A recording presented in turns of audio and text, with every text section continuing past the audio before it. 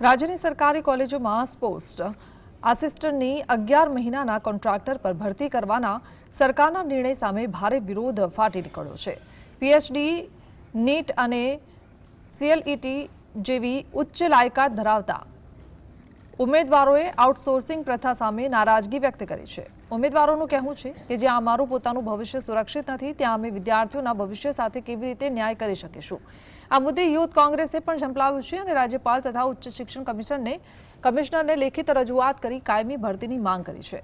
આંદોલનકારીઓએ ચીમકી આપી છે કે જો સરકાર આ કોન્ટ્રાક્ટ પ્રથાનો નિર્ણય પાછો નહીં ખેંચે તો રાજ્યભરમાં ઉગ્ર આંદોલન છેડવામાં આવશે।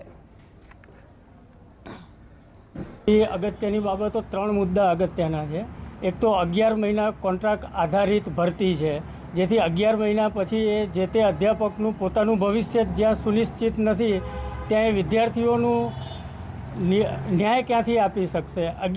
અને સ્પોર્ટ્સની એવી બાબત છે જે 2-3 વર્ષ કન્ટિન્યુ તમે કોઈ પણ ટીમને પ્રેક્ટિસ કરાવો ત્યારે રિઝલ્ટ આપતું હોય છે, વિદ્યાર્થી ખેલાડી તરીકે તૈયાર થતો હોય છે। હવે 11 મહિના પછી જો બીજો શિક્ષક આવી જાય, સ્કૂલ હોય કે કોલેજ હોય, તો એની પોતાની ભણાવવાની પદ્ધતિ અલગ હોય, ટેકનિક અલગ હોય, તો એ વિદ્યાર્થીઓ એમાં શીખી જ નહીં શકે અને સારા ખેલાડી તૈયાર નહીં થઈ શકે।